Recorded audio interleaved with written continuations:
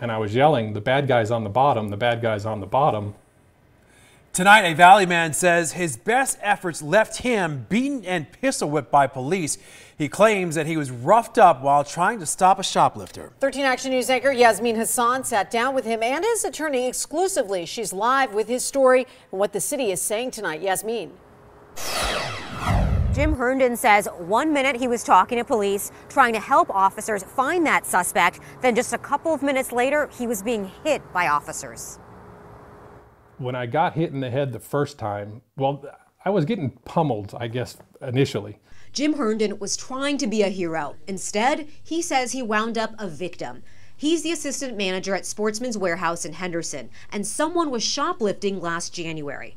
Herndon says he saw the guy shoving ammunition in his pockets and socks, then saw him drop a gun. So someone called 911. Police showed up. Herndon says he talked to them, and then they went to go find the suspect. I see somebody coming towards the front of the store. Racks are flying, clothes racks are getting knocked over.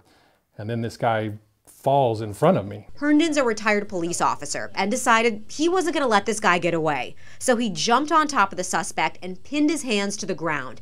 And that's when he says police jumped in and things went south. I got hit in the head. Somebody grabbed me by the throat and was pulling my head up. I felt some blows to my face and to my head. I couldn't say if I was getting kicked, getting kneed, getting punched, I don't know.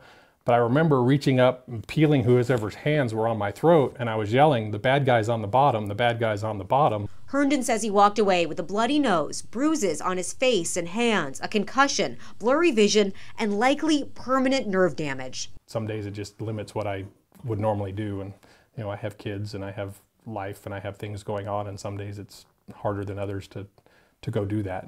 So he's filed a federal lawsuit. What we believe happens is that Jim was probably pistol whipped with a gun, and that's pretty excessive force under any circumstances, suspect or not. The Henderson Police Department declined an interview, but the city of Henderson did send us a statement saying Herndon was in the wrong, claiming Mr. Herndon's actions added confusion to an already volatile situation and unnecessarily endangered officers, members of the public, and himself. Now, the city does have 45 days to respond to this lawsuit. Herndon says he wishes it didn't have to come down to this, but if he had to do it again, he would. The fact that an armed person falls at your feet, the police aren't around, you have a choice. Do you let them get up and make it a bad situation worse, or do you do something?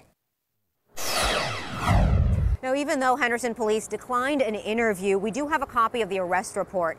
In it, one of the officers describing the situation, saying it was intense and rapidly evolving, and I was scared for officers involved that someone was going to get shot.